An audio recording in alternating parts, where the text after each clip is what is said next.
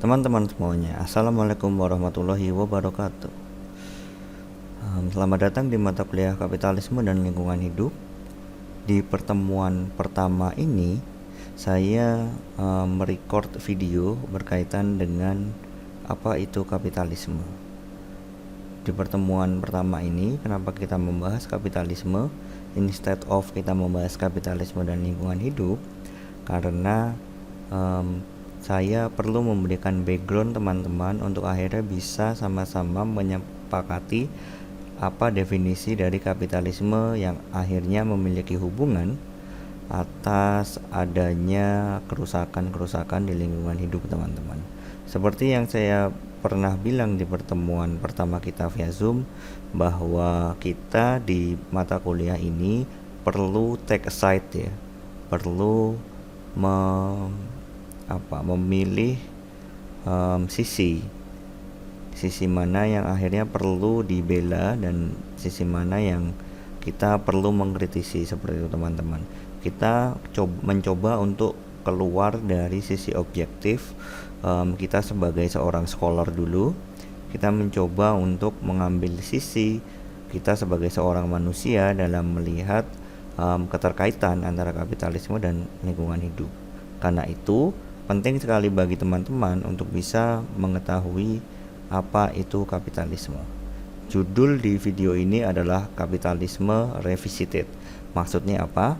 Maksudnya kita mencoba untuk kembali mengunjungi kapitalisme sebagai sebuah konsep besar, terutama dalam konsep sosial politik dan international relations, tentang apa itu makna kapitalisme dan juga kenapa kapitalisme itu menjadi sebuah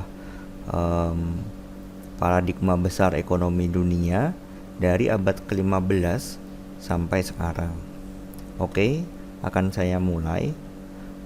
Berikut adalah slide-nya.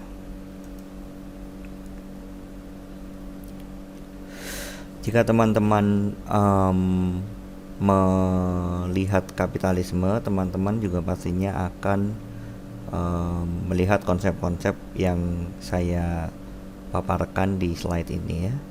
Ada ekonomi, ada pasar ya, ada currency, ada kepemilikan pribadi, ownership, ada resisi, ada labor ya, ada buruh, ada orang kaya, ada orang miskin, ada government, ada enterprise, ada private, ada savings.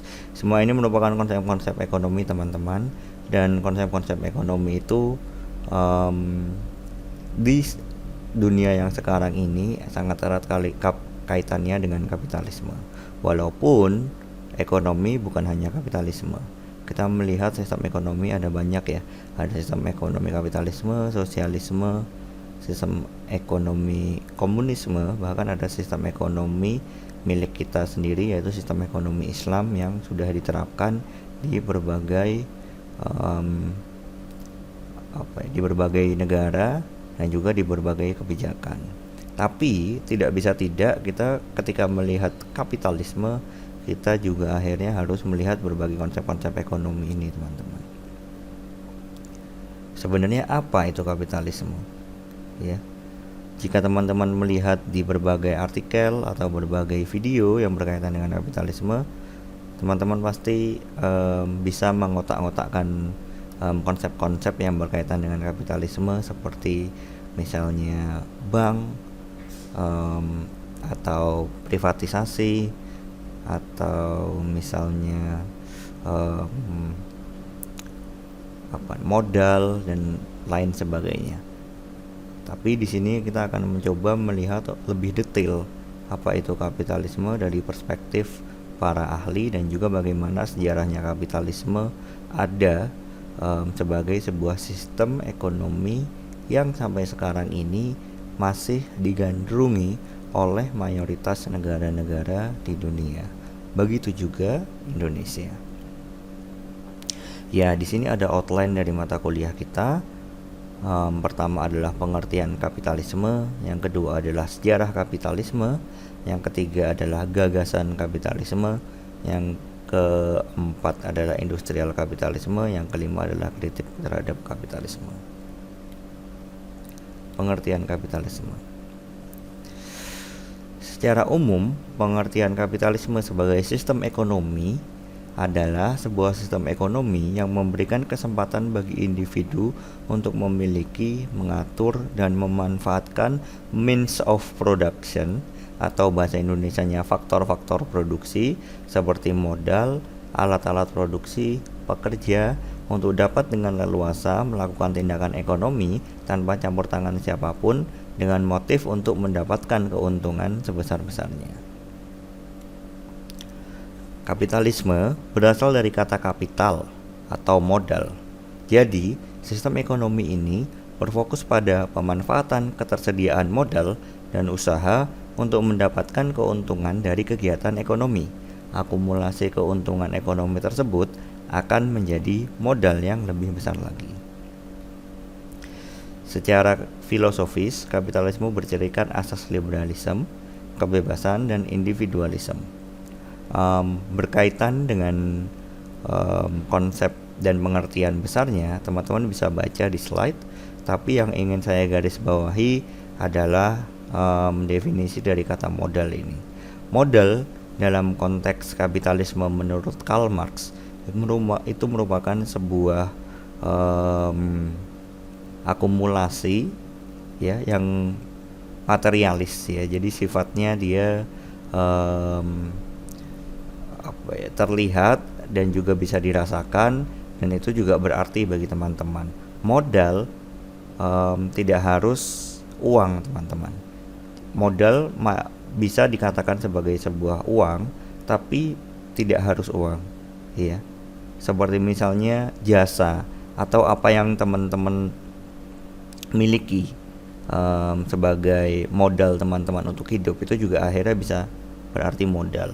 Jadi di sini modal tidak hanya uang tapi juga bisa jasa.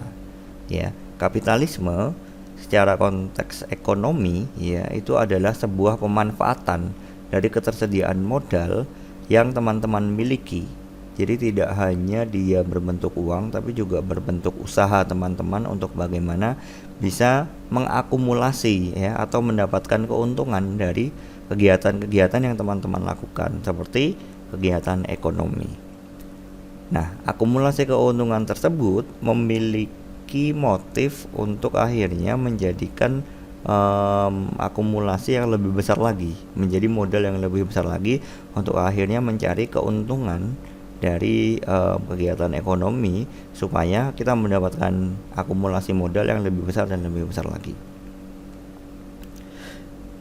Kapitalisme bercirikan asas liberalisme, kebebasan, dan individualisme. Maksudnya di sini adalah kita bisa lihat bahwa kapitalisme itu benar-benar produk dari adanya peradaban Barat, ya, di abad Renaissance, di abad ke-14 itu ada seruan untuk akhirnya bisa melepaskan diri, ya, yang dilakukan oleh orang-orang Eropa untuk keluar ya dari represi yang dilakukan oleh negara dan juga gereja pada waktu itu. Nah,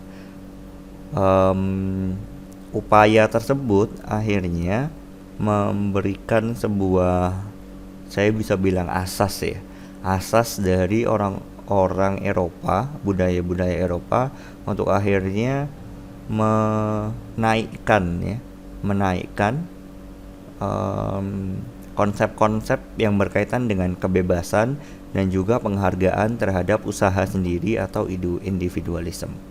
Karena kapitalisme ini merupakan pemikiran dari Barat ya, jadi asas-asas yang berkaitan dengan kebebasan atau asas yang berkaitan dengan penghargaan diri itu sangat kental kaitannya berkaitan dengan berbagai aplikasi yang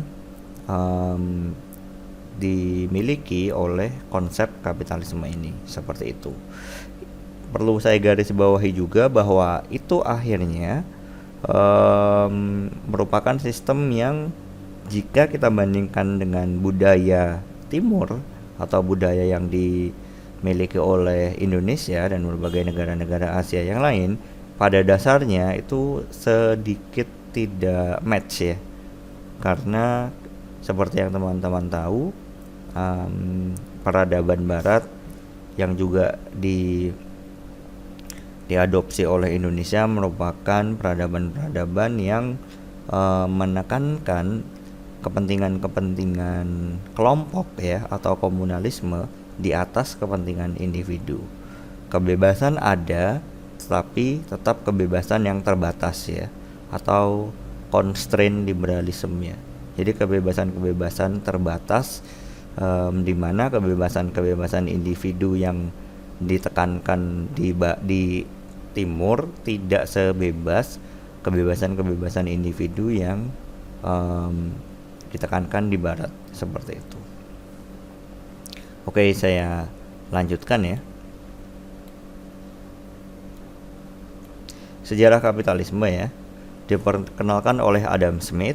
Dia merupakan orang Skotlandia tahun 1723 sampai 1790 dalam bukunya yang sangat terkenal berjudul The Wealth of Nations.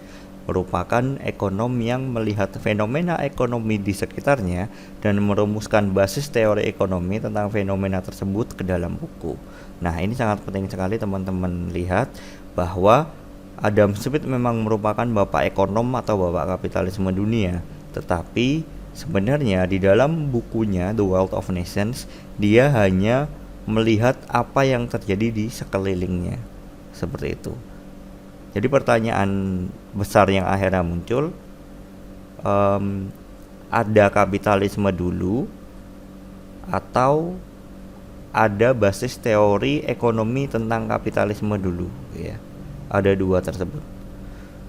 Apakah kapitalisme itu ada setelah Adam Smith memperkenalkan kapitalisme, atau apakah kapitalisme itu sudah ada ketika Adam Smith merangkum kejadian-kejadian ya yang berkaitan dengan kapitalisme ke dalam buku tersebut. Itu akan menjadi sebuah pertanyaan yang menarik teman-teman, karena coba kita bandingkan dengan perbandingan yang sama, yang apple to apple dengan apa yang diperkenalkan Karl Marx dalam bukunya Das Kapital berkaitan dengan kritiknya terhadap kapitalisme, dan dia mengintroduce ya, memperkenalkan sebuah sistem baru bernama sosialisme, marxisme, dan juga komunisme. Itu akan menjadi sangat berbeda karena Karl Marx pada waktu itu mencoba untuk merumuskan sebuah konsep baru yang dia perkenalkan ke dalam sebuah buku, yang intinya adalah konsep tersebut bisa mengubah ya dunia dengan berbagai sistem-sistem ekonomi yang dia canangkan untuk mengganti kapitalisme yang sudah established atau sudah ada sebelumnya. Perbedaannya dari Karl Marx adalah bahwa kapitalisme menurut Adam Smith dia hanya menyerap dan juga memberikan basis konstruksi teori ekonomi yang dia rangkum dari fenomena-fenomena ekonomi yang terjadi di dunia pada abad ke-15 pada abad ke-15 sampai abad ke-17 pada waktu itu ya, yang akhirnya mulai gandrung di abad-abad ke-19. Seperti itu ya. Jadi jika Karl Marx merumuskan konsep komunisme itu, baru akhirnya komunisme itu diilhami dan juga dipercaya oleh orang-orang ekonomi-ekonomi lainnya sebagai sebuah sistem ekonomi yang akhirnya bisa mengkritik kapitalisme. Kalau Adam Smith ini menurutnya ia hanya mencoba untuk memberikan basis teori berkaitan dengan fenomena-fenomena ekonomi yang terjadi di abad ke-17 sampai di abad ke-15 sampai abad ke-17 yang dia sebut sebagai kapitalisme. Seperti itu. Jadi kapitalisme itu ada terlebih dahulu sebelum adanya buku The Wealth of Nations yang merupakan rangkuman dari fenomena kapitalisme yang sudah terjadi sebelumnya. Menurut Adam Smith, kapitalisme ada dikarenakan kita secara alamiah memiliki hasrat untuk memenuhi kepentingan pribadi kita. Jadi pada waktu itu di abad 17, Adam Smith melihat bahwa kegiatan-kegiatan ekonomi yang terjadi pada waktu itu adalah sebuah manifestasi dari adanya hasrat individu untuk akhirnya dapat memenuhi kepentingannya dia, untuk dapat memenuhi apa yang dia inginkan. Pada waktu itu, jika orang ingin memiliki banyak uang, maka dia akan berdagang ya. Katakanlah pada waktu itu teman-teman menjual kain untuk akhirnya bisa dijadikan baju. Ya, menurut Adam Smith, orang menjual kain bukan untuk akhirnya ia ingin memberikan orang lain baju, bukan. Tapi dia menjual kain untuk akhirnya mendapatkan uang supaya dia bisa mengakumulasi keuntungan-keuntungan dari ia menjual kain untuk ia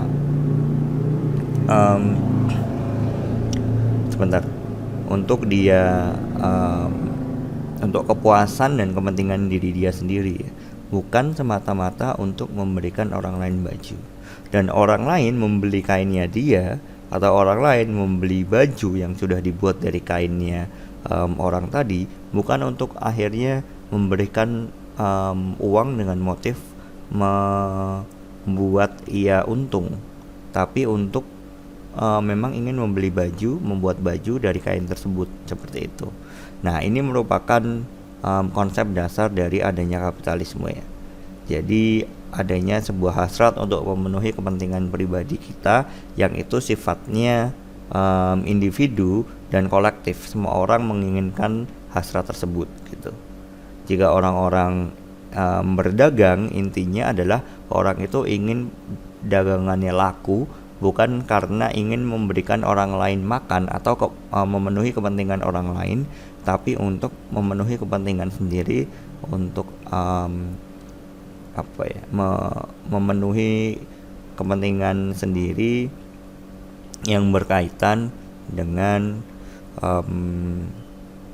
itu tadi, akumulasi dari keuntungan itu tersebut ya, supaya orang itu menjual kain supaya dagangannya habis dan dia bisa mendapatkan keuntungan, dan keuntungan tersebut bisa untuk dirinya membuat mesin yang akhirnya bisa memberikan efisiensi terhadap pembuatan kain, atau dia bisa membeli kain lagi untuk akhirnya dijual lagi, seperti itu. Itu adalah motivasi utama dari orang melakukan kegiatan ekonomi. Dalam konteks global, Adam Smith juga akhirnya mengkritik kegiatan ekonomi merkantilisme yang saat itu populer. Maksudnya apa? Maksudnya Adam Smith juga mengkritik kegiatan ekonomi merkantilisme yang mencoba untuk menguasai pasar di berbagai sektor. Ya, jadi sebuah negara melakukan kegiatan perdagangan internasional di semua sektor, yang bahkan sektor-sektor tersebut bisa jadi bukan keunggulannya dia. Nanti itu akan berkaitan juga dengan konsep-konsep Adam Smith yang lainnya yang akan saya bahas setelah ini, berkaitan dengan kompetisi dan juga spesialisasi yang memiliki keunggulan untuk akhirnya bisa menambah efektivitas dari adanya kegiatan ekonomi kapitalisme. Oke, saya lanjutkan. Ini adalah gagasan kapitalisme. Di slide ini saya akan membahas soal gagasan-gagasan penting kapitalisme yang sudah beberapa saya bahas tadi juga, berkaitan dengan berbagai motivasi-motivasi kapitalisme ya, yang ada dirangkum di bukunya Adam Smith, The Wealth of Nations. Pertama, liberalisme, kebebasan individu dalam mengelola kegiatan ekonomi harus diberikan seluas-luasnya pada individu untuk mengikuti kepentingan dirinya atau self-interest. Kedua, jika ia dapat memenuhi kepentingan dirinya dengan mengelola kegiatan ekonomi, kepentingan orang lain juga terpenuhi dengan sendirinya, yang pastinya akan menguntungkan bagi sesama atau invisible hand. Saya akan bahas satu-satu ya, tapi saya baca dulu. Yang ketiga berkaitan dengan spesialisasi. Menurut Adam Smith, demi meningkatkan efektivitas produksi, individu haruslah mengerjakan satu hal yang benar-benar dia kuasai daripada mengerjakan berbagai hal yang tidak terlalu ia kuasai. Dalam konteks negara, menurut Adam Smith, negara hanya perlu memproduksi beberapa produk yang benar-benar menjadi spesialisasinya, dan kebutuhan lainnya ya yang tidak menjadi spesialisasinya akan sendirinya terpenuhi dengan adanya konsep pasar bebas ya. Jadi mencoba untuk fokus terhadap satu barang dan satu barang tersebut akhirnya spesialisasi akan satu barang tersebut akhirnya akan membuat negara tersebut mau tidak mau melakukan hubungan dagang ke negara lain. Ini ada kaitannya tadi dengan bagaimana ada mengkritik merkantilisme yang akan saya bahas nanti. Perdagangan bebas. Perdagangan harus dibuat bebas berdasarkan keinginan pasar. Harga barang yang hanya boleh diatur oleh mekanisme pasar melalui kompetisi.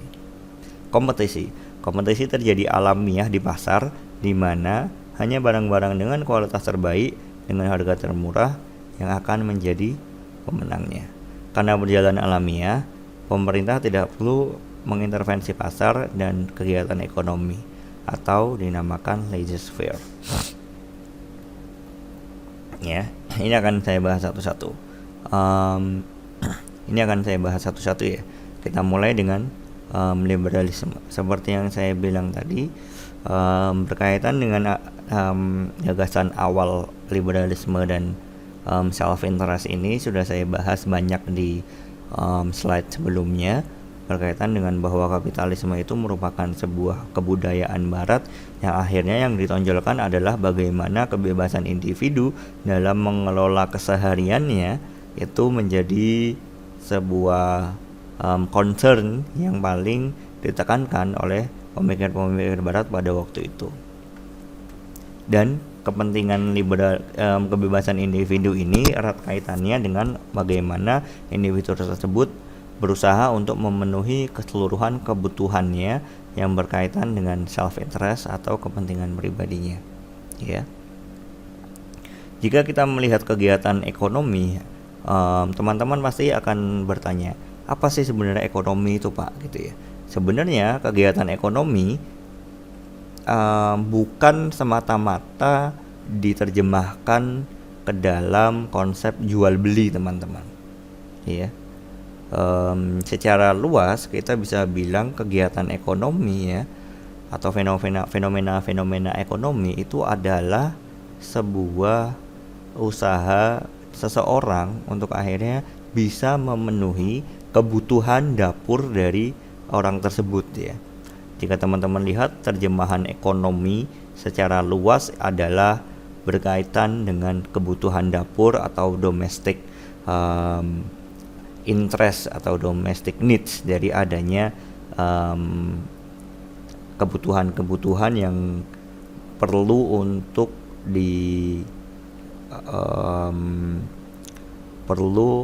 kebutuhan-kebutuhan yang perlu untuk dikelola oleh seseorang individu jika ia ingin hidupnya bermakna, seperti itu. Jadi kegiatan ekonomi adalah apa yang individu lakukan untuk memenuhi kebutuhan sehari-harinya ya. Nah, bagaimana cara individu tersebut untuk akhirnya bisa memastikan bahwa kebutuhan dapur yang menurut Karl Marx ya itu merupakan sebuah kebutuhan yang utama bagi seseorang ya, itu terpenuhi dulu, seperti itu. Logika yang dipakai adalah apakah teman-teman bisa berpikir untuk berkaitan dengan politik teman-teman berbicara soal politik, teman-teman berbicara soal sekolah misal, pendidikan, teman-teman berbicara soal fashion, teman-teman berbicara soal religiusitas atau agama.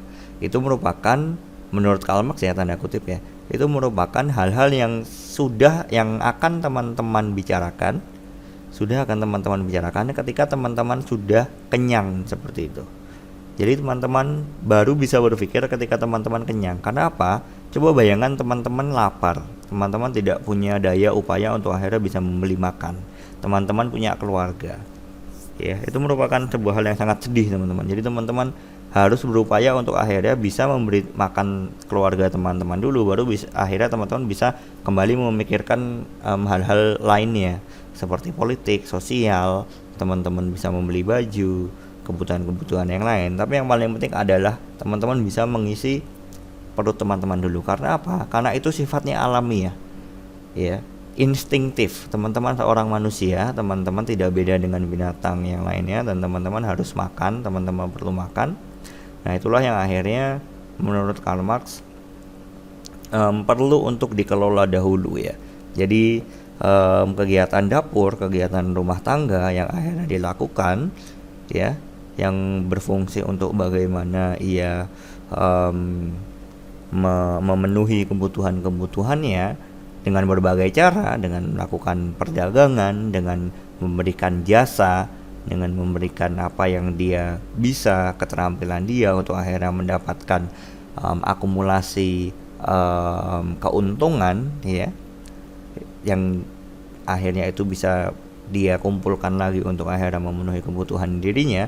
Itulah yang dimaksud kegiatan ekonomi ya. Nah, menurut Adam Smith, kembali ke buku The Wealth of Nations ya, menurutnya ketika seseorang individu fokus saja untuk akhirnya mengelola kegiatan ekonominya sendiri, kepentingan orang lain juga akhirnya akan terpenuhi dengan sendirinya. Seperti itu. Itulah yang dinamakan invisible hand atau tangan tidak terlihat. Maksudnya apa? Maksudnya coba bayangkan teman-teman, jika teman-teman sama-sama, katakanlah ada 5.000 orang, dan 5.000 orang tersebut sama-sama untuk berpikir bagaimana caranya ia bisa memenuhi keinginannya. Dia akan berusaha keras untuk melakukan kegiatan apapun kan, seperti berdagang mungkin, atau bekerja, atau mempekerjakan orang lain, dan berbagai macam hal, sehingga dia fokus kepada apa yang dia bisa. Misal ada satu orang dari 5.000 orang tadi adalah seorang yang pintar melukis, ada seorang yang guru, ada seorang polisi, atau ada seorang pedagang, ada seorang penjual mie ayam, ada seorang penjual gorengan. Mereka fokus, ada seorang yang bekerja di pasar ya, ada seorang yang fokus menjadi kurir misal. Nah, mereka fokus saja untuk melakukan hal-hal tersebut dengan motivasi yang sifatnya individual ya. Nanti akan ada saatnya orang-orang yang akhirnya memerlukan bantuan ya, atau memerlukan jasa, atau memerlukan produk orang lain, itu bertemu di pasar, teman-teman ya. Jadi katakanlah ada orang penjual mie ayam dan saya seorang pedagang ya, pedagang di pasar, pedagang sayuran. Ketika seorang penjual mie ayam ini fokus untuk menjual mie ayamnya, dia akan membutuhkan sawi misal. Sawi, dia pergi ke pasar, bertemu saya. Oke, saya jual sawi saya ke beliau berdagang. Suatu saat ketika orang lain, misalnya seorang kurir yang mengantarkan sayuran milik saya ya, pergi, sudah dia selesai capek, terus dia ingin makan, pengen mie ayam, dia akan bertemu dengan mie ayam tersebut dan akhirnya makan di sana. Begitu juga saya, ketika saya membutuhkan kurang tenaga dan saya membutuhkan kurir, saya akan memanggil kurir tersebut untuk akhirnya mengantarkan barang saya. Nah, ketika kita fokus di satu hal menurut kapitalisme, kita akan dengan sendirinya itu menguntungkan orang lain. Karena apa? Karena orang lain hanya fokus di satu hal tersebut, dan kebutuhan-kebutuhan lain yang tidak bisa ia penuhi itu akhirnya bertemu di pasar, ya. Pasar di sini bukan, jangan disalahartikan sebagai sebuah apa ya, seperti pasar induk atau pasar tradisional atau mungkin mall seperti itu ya, yang menjual atau Indomart gitu ya, atau Toserba gitu. Jadi sebuah tempat yang banyak sekali orang berdagang di situ, melakukan kegiatan jual beli. Tapi pasar di sini tolong diartikan sebagai pertemuan antara orang yang menginginkan sesuatu dan orang yang memberikan keinginan tersebut, ya, atau orang yang menjual dan orang yang membeli. Menjual ini bisa banyak ya, bisa produk, bisa jasa, ya. Pada dasarnya itu adalah pertemuan antara orang yang menginginkan sesuatu dan orang yang akhirnya menjual keinginan tersebut, ya. Nah, itulah yang akhirnya di sini disebut pasar. Makanya jika teman-teman melihat pasar bebas, maksudnya di sini adalah bukan sebuah pasar yang konteksnya besar, sangat besar, melebihi sebuah negara dan di situ banyak orang berjualan di situ, bukan. Itu lebih bagaimana pertemuan antara supply ya dan demand, ya. Pertemuan antara penawaran dan permintaan yang bertemu dan akhirnya melakukan kegiatan ekonomi. Nah, itu yang disebut pasar di sini. Seperti itu. Jadi tolong jangan dikerdilkan definisi pasar sebagai sebuah tempat di mana banyak orang berdagang di situ. Di dalam pasar ini, orang-orang melakukan kegiatan ekonomi yang intinya tadi, teman-teman, seperti yang saya jelaskan di awal. Intinya adalah bagaimana kegiatan ekonomi tersebut akhirnya bisa memfasilitasi orang-orang tadi untuk akhirnya bisa memenuhi kebutuhannya sendiri. Nah, jadi konsep invisible hand itu seperti itu. Fokuslah terhadap apa yang kamu miliki, fokuslah terhadap apa yang kamu bagus, ya, di situ. Apapun kegiatannya, nanti kegiatan tersebut ketika kamu memang sangat ahli di situ, ya, itu akan berkompetisi dengan berbagai orang yang seragam, ya, yang memiliki yang memiliki spesifikasi dan juga spesialisasi yang sama dengan kamu, untuk akhirnya saling compete, ya, saling berkompetisi di pasar itu, dan akhirnya siapa yang menang adalah dia yang terbaik, kualitasnya terbaik dengan harga yang termurah, itu yang paling ideal. Tapi pun jika harganya mahal tapi kualitasnya baik dan orang-orang juga suka, itu akhirnya juga akan menjadi pemenang. Ini akan mengantarkan kita ke dalam konsep spesialisasi itu tadi, teman-teman. Demi meningkatkan efektivitas produksi individu, haruslah mengerjakan suatu hal yang benar-benar ia kuasai, alih-alih mengerjakan berbagai hal yang tidak dia kuasai. Maksudnya ini adalah fokuslah kita terhadap apa yang kita bagus. Seperti itu, teman-teman. Ketika kita menjual mie ayam kita paling enak dan paling murah dan paling affordable, ya. Affordable di sini itu ya nggak terlalu mahal dan juga nggak terlalu murah, artinya.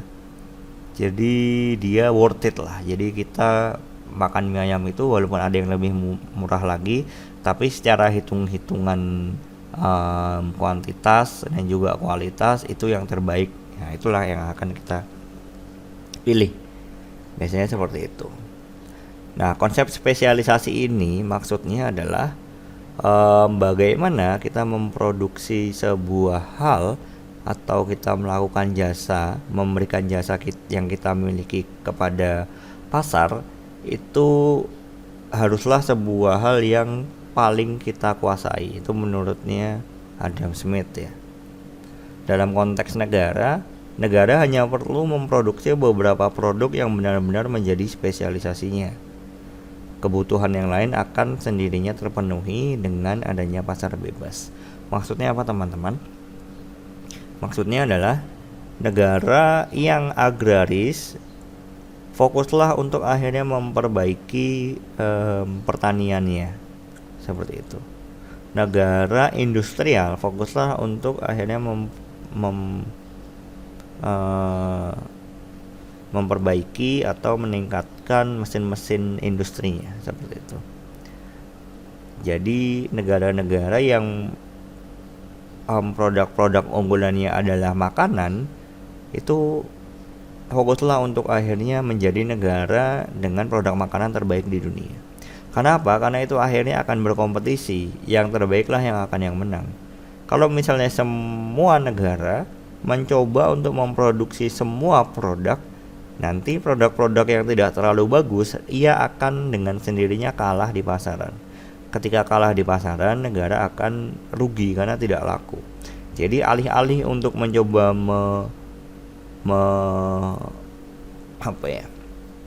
mencoba untuk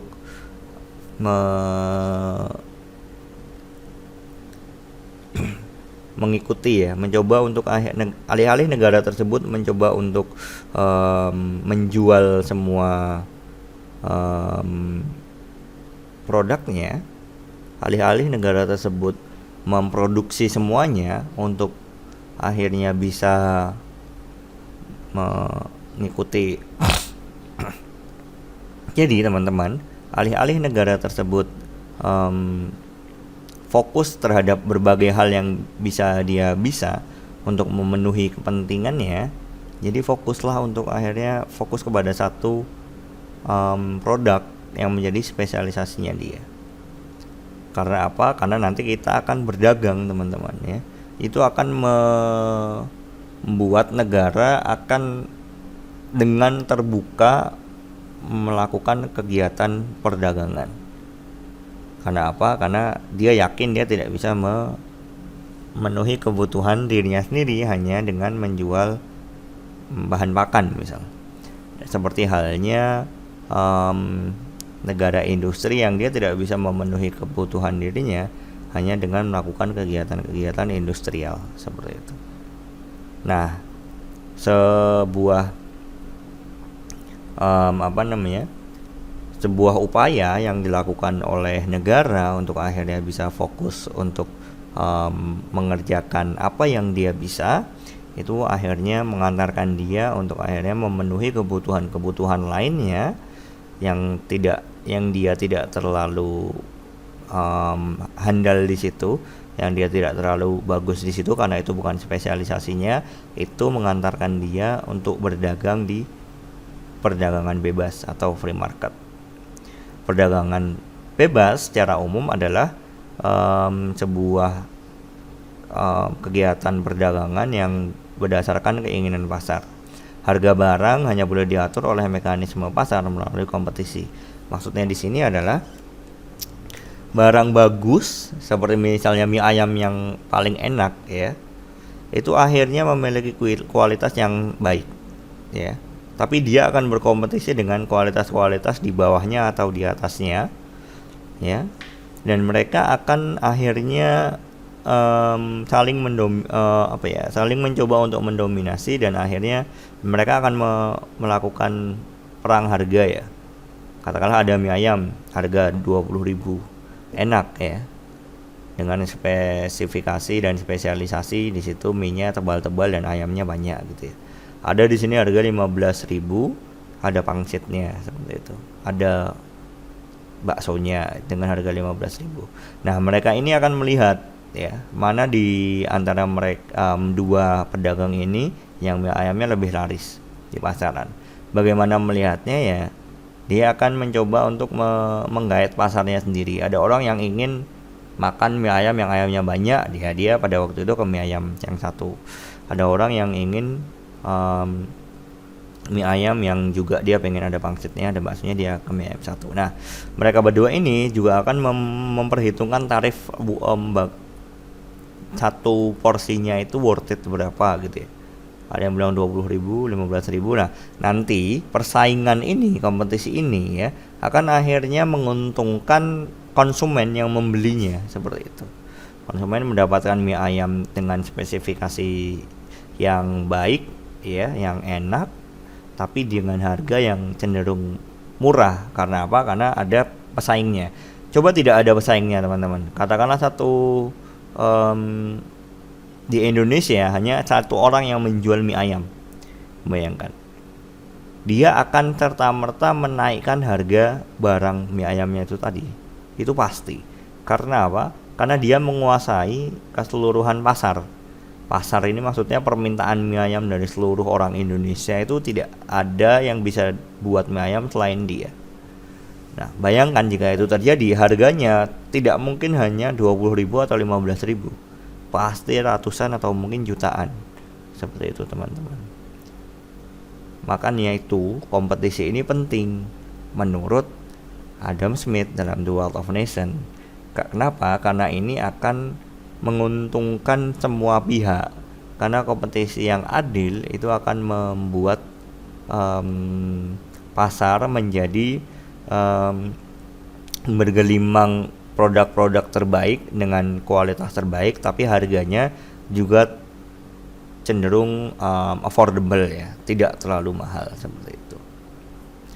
Menurutnya, karena berjalan alamiah, pemerintah tidak perlu mengintervensi pasar dan kegiatan ekonomi.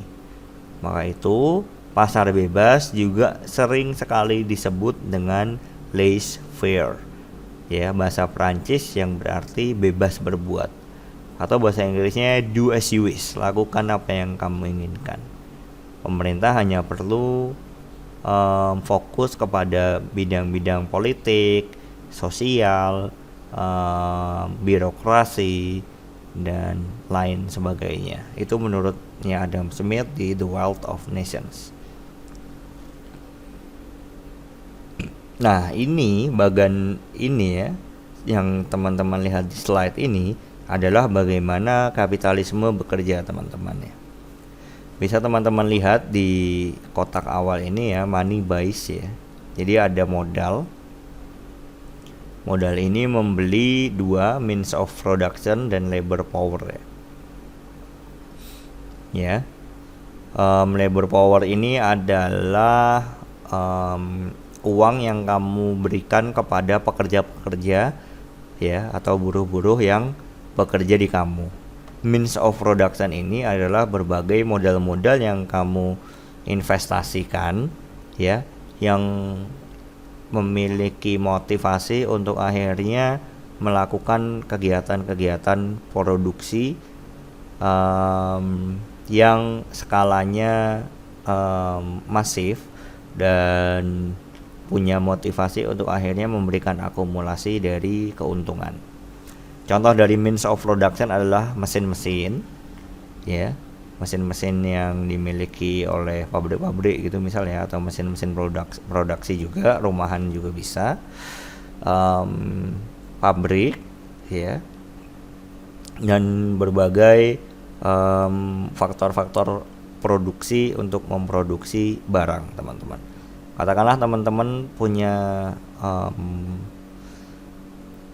pabrik atau punya usaha untuk membuat apa ya, misalnya baju lah misalnya. Means of productionnya berarti ya alat pital kain ya, terus mungkin alat sablon ya, mungkin alat mesin jahit, ya berbagai alat-alat yang fungsinya adalah untuk melakukan produksi. Jadi pertama ini adalah modal, teman-teman ya. Money buys ya, means of production, labor power, ini adalah modal, ini adalah kapital. Ya, kapital ini fungsinya adalah untuk memproduksi sesuatu, memproduksi produk-produk yang teman-teman ingin jual, ya. Ketika teman-teman jual ya, ada yang membeli di pasar ya. Nanti teman-teman pasti ketika teman-teman menjual, teman-teman akan menaikkan harga ya, dari total harga produksi teman-teman untuk mendapatkan keuntungan. Nah, keuntungan tersebut akhirnya teman-teman akumulasikan menjadi modal yang baru. Bisa jadi di sini ya, itu kembali ke sini lagi teman-teman ya. Misalnya sudah akumulasi banyak keuntungannya teman-teman tambah lagi labor powernya, tambah lagi pekerjanya, atau teman-teman besarkan produksi teman-teman besarkan lagi pabrik-pabrik untuk memproduksi sesuatunya. Ya, ini bisa kembali ke sini. Nah, berbagai kegiatan ini ya, teman-teman putar-putar terus, itu akan akhirnya leading to ya, akan menjadi more money which is reinvested into buying additional labor power and means of production ya, seperti yang saya bilang tadi ya. Jadi semakin banyak keuntungan teman-teman, semakin banyak uang yang diinvestasikan untuk memberikan produksi, diinvestasikan untuk membeli means of production dan juga untuk hire banyak karyawan ya. Akhirnya semakin banyak uang terkumpul ya. Semakin banyak uang terkumpul juga akhirnya semakin banyak pabrik-pabrik yang bisa teman-teman buat, misal pabrik-pabrik kain, dan juga semakin banyak pekerja-pekerja yang bisa teman-teman pekerjakan seperti itu. Nah, inilah bagaimana kapitalisme atau bagaimana modal tadi itu, kapital tadi itu bekerja ya. Jadi seperti ini ya. Antaranya diinvestasikan untuk membuat atau mengembangkan mesin-mesin produksi atau pabrik-pabrik produksi, atau membayar orang-orang yang bekerja seperti itu. Nah, di abad ke-15 sampai ke-17 yang akhirnya nanti menciptakan revolusi industri, labor di sini ya, buruh di sini itu merupakan orang-orang yang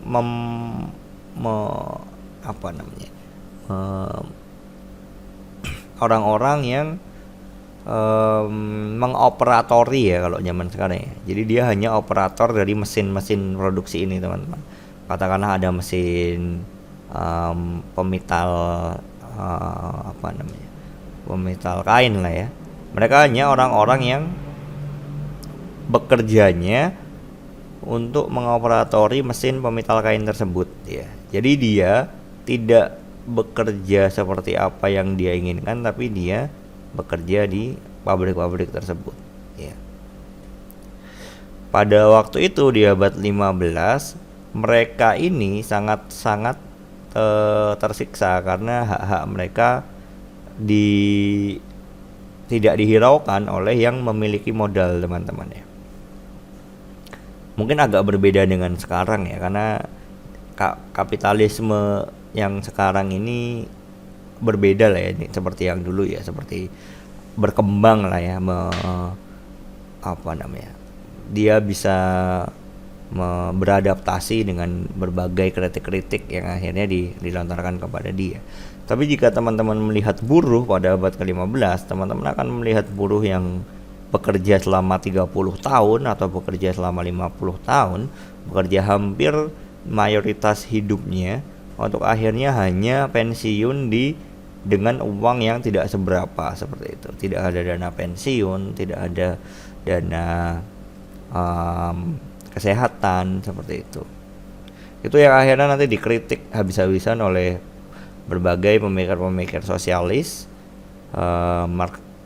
Karl Marx dan juga Friedrich Engels ya.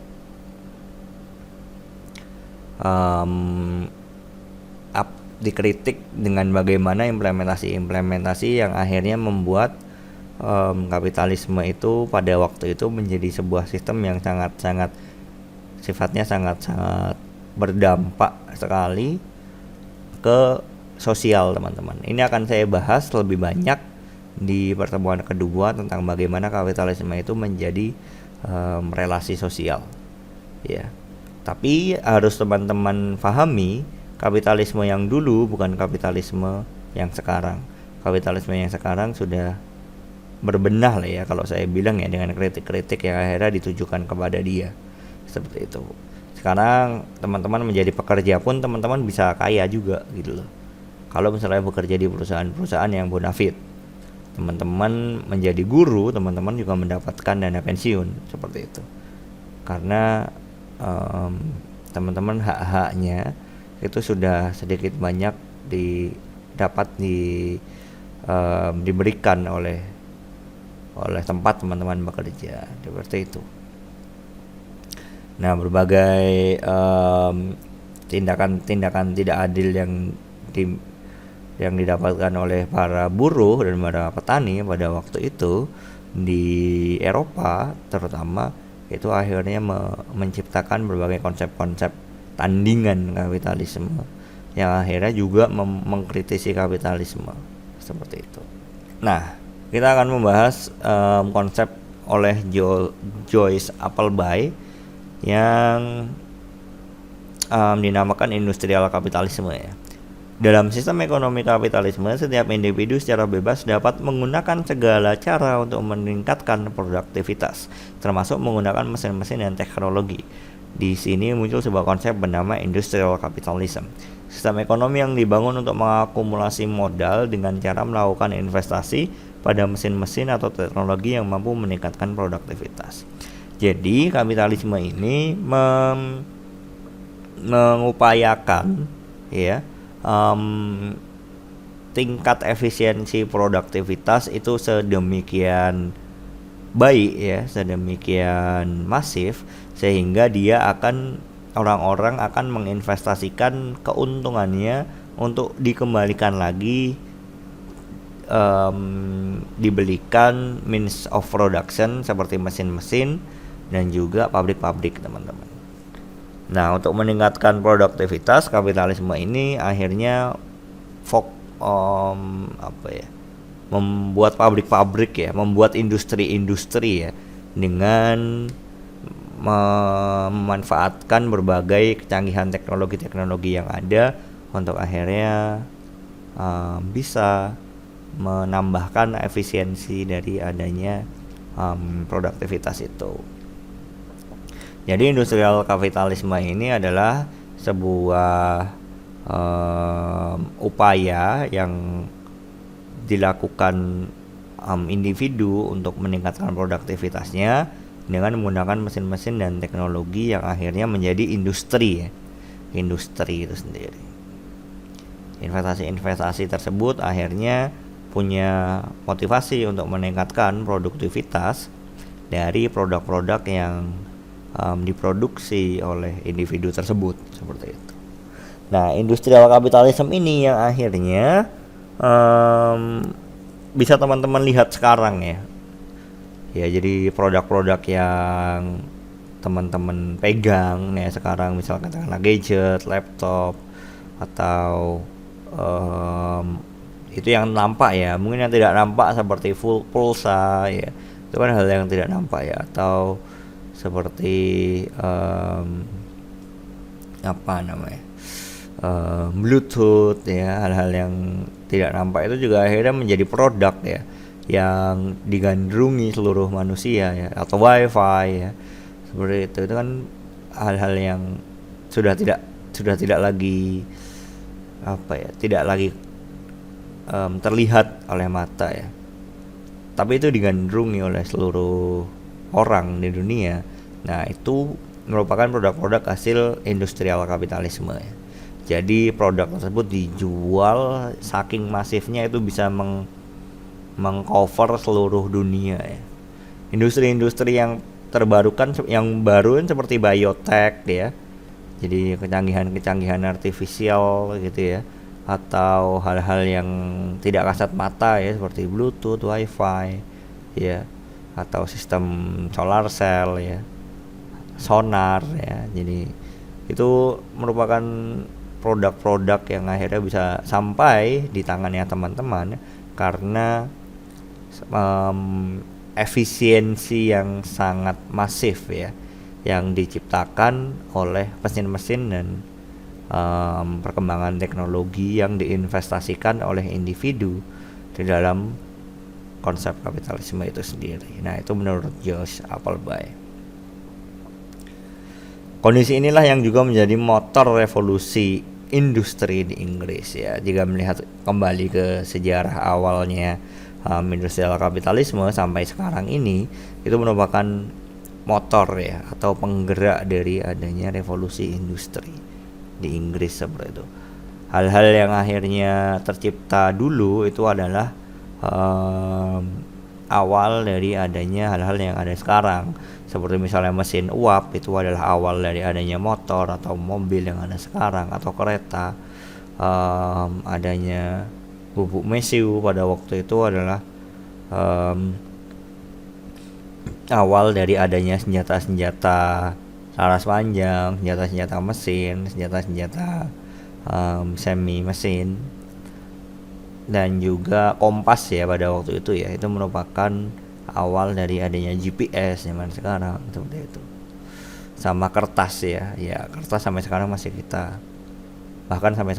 kita gunakan ya. Itu merupakan awal-awal produk-produk yang pada waktu itu ditemukan dan juga digandrungi oleh orang-orang di Eropa pada waktu itu.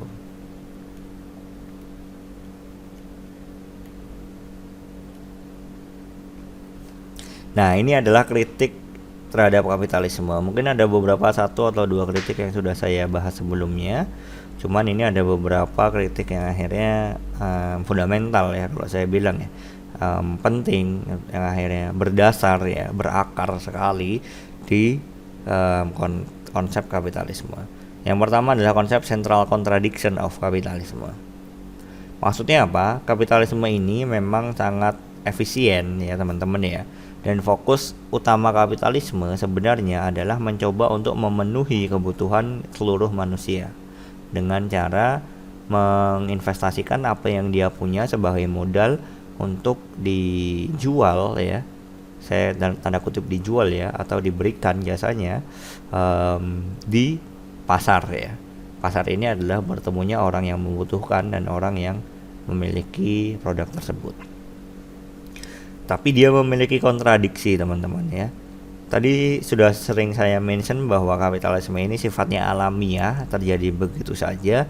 Tapi ternyata jika dilihat lebih dalam lagi, ada kontradiksi ya. Ada hal yang tidak sesuai ya. Seperti halnya bisa dibaca teman-teman ya. Tingkat pengembalian investasi atas modal akan selalu bergerak lebih cepat dari pertumbuhan ekonomi secara real. Maksudnya, orang memiliki akumulasi modal investasi seperti tanah, pabrik, modal, saham, dan lain-lain akan lebih mudah untuk terus meningkatkan aset kekayaannya daripada hanya orang yang bekerja tapi tidak memiliki aset. Sehingga orang yang kaya akan makin kaya dan miskin akan semakin miskin. Seperti itu. Maksudnya adalah jika teman-teman memulai dari investasi yang banyak ya, maka teman-teman akan memiliki probabilitas yang lebih tinggi daripada teman-teman yang memulai dari tanpa modal. Orang yang memulai dengan bekerja sebagai buruh di pabrik ya akan memiliki probabilitas lebih kecil untuk dia bisa menjadi sukses di masa depan daripada orang yang sudah memiliki anak, maksudnya anak dari orang yang memiliki pabrik seperti itu. Karena apa? Karena investasi modal ini sifatnya dia bisa diturunkan teman-teman ya, melalui waris ya. Jadi kalau bapak teman-teman kaya ya, punya warisan, teman-teman akan punya probabilitas untuk menjadi kaya daripada teman-teman yang bapaknya buruh seperti itu. Itu menurut central contradiction of capitalism. Karena apa? Karena in the end of the day ya, di akhir hari teman-teman yang kaya bapaknya ini akan mendapatkan warisan, dan warisan itu merupakan sebuah investasi seperti itu ya. Tapi tetap ada probabilitas yang kecil ya untuk teman-teman tersebut bisa jatuh miskin, walaupun memang dalam prakteknya sebenarnya banyak juga teman-teman yang berawal dari orang yang tidak punya, dia sukses ke depannya seperti itu. Tapi kapitalisme dikritik seperti ini teman-teman ya, terutama dalam konteks-konteks orang-orang yang memang sudah benar-benar kaya ya, sangat kaya, punya banyak aset. Anaknya akan cenderung untuk bisa menikmati kekayaannya tersebut seperti itu, bahkan ketika dia tidak bekerja ya.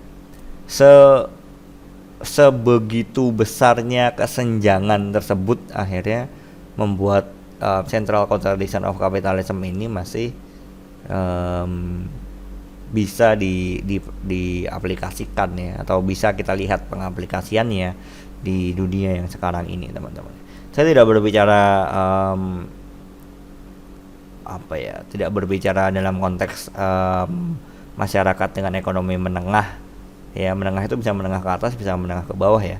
Tapi kontradiksi kapitalisme ini mungkin bisa kita lihat dengan sangat jelas di orang-orang yang crazy rich lah, atau mega billionaire lah, atau 2% orang dengan kekayaan hampir 80% di dunia ya. Jadi ada sebuah survei yang mengatakan bahwa 2% orang, 12% orang di dunia itu menguasai 88% kekayaan dunia ya. Itu juga berarti 12% kekayaan di dunia itu diperebutkan oleh 88% orang. Seperti itu. Nah, kontradiksi kapitalisme itu membuat jurang kekayaan dan kemiskinan itu semakin berjarak ya, semakin jauh seperti itu. Itu sudah akhirnya bisa diaplikasikan di Indonesia ya. Mungkin ada aplikasinya, tapi pembandingnya akan terlihat jelas jika teman-teman membandingkan keadaan di Eropa dan juga keadaan di Afrika. Di Afrika orang-orang ada yang makan tanah ya, ada yang makan tanah diserut-serut gitu ya. Itu bisa melihat bagaimana image kemiskinan di sana dibandingkan dengan orang-orang kayak crazy rich lah ya di Eropa, yang bahkan ketika makan itu merupakan hal yang tidak sopan kalau kamu menghabiskan seluruh kondimen yang ada di piring tersebut. Nah, Thomas Piketty dalam bukunya The Capital juga bilang bahwa kapitalisme baik untuk pertumbuhan, tapi juga dapat menimbulkan kesenjangan dan juga ketimpangan ekonomi. Jelas ya. Jadi itu menurutnya Thomas Piketty ya, bahwa adanya kapitalisme ini, sebagus apapun dan seefektif apapun kapitalisme itu tidak dapat dipungkiri berkontribusi terhadap kesenjangan yang semakin meluas antara yang kaya dan yang miskin di seluruh dunia. Menurut Karl Marx, kapitalisme sangat baik diterapkan di dunia yang setara, tidak timpang. Namun di awal kapitalisme diterapkan, dunia memang sudah timpang sehingga kapitalisme hanya menambah ketimpangan tersebut. Maksudnya apa? Menurutnya Karl Marx, kapitalisme itu pada dasarnya merupakan konsep yang baik di seluruh dunia. Jika pada awal kapitalisme ada, itu dunia tidak timpang. Ya, kapitalisme ini kan jika teman-teman lihat dari berbagai asas-asas yang dimiliki, terlihat sangat fair kan, sangat adil gitu loh. Jadi orang kalau mau bekerja, kalau mau sukses ya bekerja gitu ya. Fokus terhadap kepentingan sendiri, fokus pada apa yang dia bisa, asah kemampuan tersebut, bagusin kemampuan tersebut, dan akhirnya dijual. Nah, kamu pasti akan berkompetisi dan akhirnya menang gitu. Itu merupakan hal yang sangat fair menurut saya ya. Teman-teman berkompetisi, teman-teman memperbaiki diri, teman-teman fokus kepada apa yang teman-teman bisa, sangat fair. Tapi kritik terbesarnya adalah kapitalisme pada waktu itu diterapkan di dunia yang sudah memiliki jurang antara kemiskinan dan juga kekayaan gitu loh. Jadi ada orang yang kaya dan ada orang yang miskin. Sehingga apa? Sehingga orang yang kaya punya akumulasi modal yang lebih besar. Jadi punya keuntungan lebih besar di start awal memulai kapitalisme gitu lah menurut Karl Marx ya, daripada orang-orang yang tidak memiliki modal tersebut seperti itu. karena dunia sudah timpang dari awal, sudah ada akumulasi kekayaan di awal yang dimiliki oleh segelintir orang, maka orang-orang tersebut memiliki keuntungan ya, daripada orang-orang yang tidak memiliki modal tersebut, seperti itu. Nah, karena dimulainya sudah seperti itu, maka hanya akan menambah ketimpangan yang dimiliki oleh dunia berkaitan dengan mana yang kaya dan mana yang miskin. Dan akhirnya menurut Karl Marx itu terjadi juga sekarang seperti itu. Meskipun secara umum kapitalisme ini sangat efisien untuk diterapkan di berbagai tempat di dunia. Dan yang terakhir, asas kepentingan pribadi, self interest, yang menjadi basis fundamental ya dari adanya kapitalisme menyebabkan munculnya berbagai permasalahan baru di bidang ekonomi, sosial, lingkungan yang juga dinamakan eksternalitas negatif. Penyelesaian permasalahan ini akan mengurangi akumulasi kapital sehingga sering sekali dihiraukan. Maksudnya apa? Maksudnya dari awal tadi saya bilang bahwa motivasi kapitalisme ini adalah self interest, teman-teman ya. Dan kepentingan pribadi yang akhirnya mengakumulasi keuntungan-keuntungan yang dimiliki itu merupakan sebuah motivasi yang akhirnya menyebabkan problematika baru di ekonomi, sosial, dan lingkungan. Maksudnya apa? Jadi kita tidak berangkat kapitalisme itu tidak berangkat dari motivasi untuk membantu orang lain, teman-teman ya. Motivasinya adalah self interest ya, adalah kepentingan pribadi. Sehingga jikalau ada permasalahan yang lain ya, maksudnya ke usaha untuk akhirnya bisa memenuhi kepentingan pribadi ini menyebabkan permasalahan. Kalau dalam konteks industrial kapitalisme ya permasalahan lingkungan, permasalahan ekonomi, permasalahan sosial, itu penyelesaian permasalahannya itu biasanya akan memberikan cost yang lumayan besar dan mengurangi akumulasi keuntungan dari adanya individu yang adanya individu yang melakukan kegiatan ekonomi itu, sehingga seringkali dihiraukan. Contohnya adalah teman-teman melihat bagaimana berbagai pabrik-pabrik tambang ya akhirnya tidak lagi merelokasi ya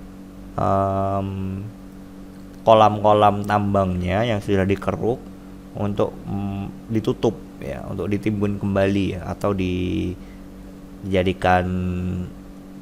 tanah yang lebih produktif lah ya. Tidak melakukan itu karena motivasinya adalah akumulasi keuntungan yang tinggi.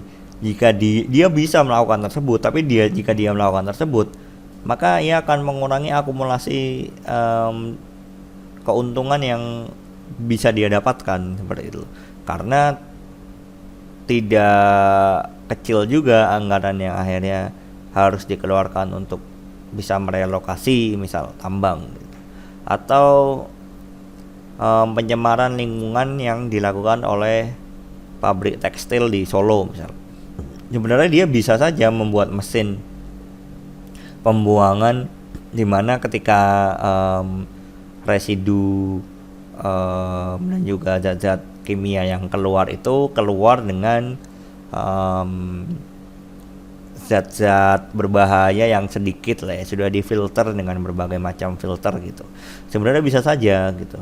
Tapi untuk membuat hal itu mahal sekali alatnya dan mengurangi akumulasi keuntungan itu tadi. Jadi sering sekali dihiraukan. Jika asas kepentingan pribadi kapitalisme ini mungkin sedikit diubah, mungkin kepentingan komunal ya, bisa jadi ya eksternalitas negatif ya atau permasalahan-permasalahan baru di bidang ekonomi, sosial, lingkungan bisa sedikit teratasi. Tapi karena self interest fokusnya adalah keuntungan pribadi ya, maka berbagai permasalahan-permasalahan baru yang merupakan side effect lah kalau saya bilang ya. Jadi efek sampingan dari adanya kegiatan ekonomi tersebut sering sekali dihiraukan. Oke, itu dulu untuk pertemuan kali ini teman-teman ya. Tadi sudah sedikit kita bahas berkaitan dengan apa itu kapitalisme, sejarahnya, gagasannya, kritiknya, dan bagaimana hubungannya dengan lingkungan, walaupun masih sangat sedikit. Tapi kedepannya kita akan membahas tema-tema berikut teman-teman ya, di video-video selanjutnya yang bisa teman-teman akses di Open Learning milik saya.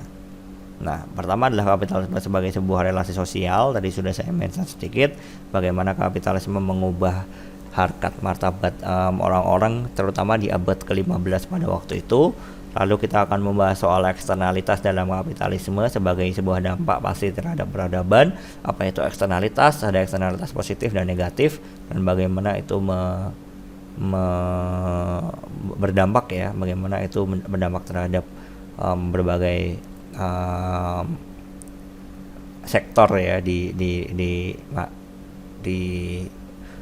manusia, dan juga hubungan kapitalisme dan lingkungan hidup, isu-isu lingkungan hidup yang berkaitan dengan kapitalisme, kerusakan lingkungan, eksploitasi lingkungan hidup, dan kapitalisme sebagai sebuah pertanyaan ya, apakah kapitalisme terus berkembang? Nah, itu merupakan sebuah hal yang akan kita pelajari di video-video kita selanjutnya. Oke, terima kasih banyak atas waktunya. Saya harap video ini teman-teman teman-teman lihat, teman-teman tonton sampai selesai, karena itu akan berkontribusi juga terhadap penyelesaian atau completion ya, completion percentage dari open learning teman-teman. Oke, terima kasih. Assalamualaikum warahmatullahi wabarakatuh.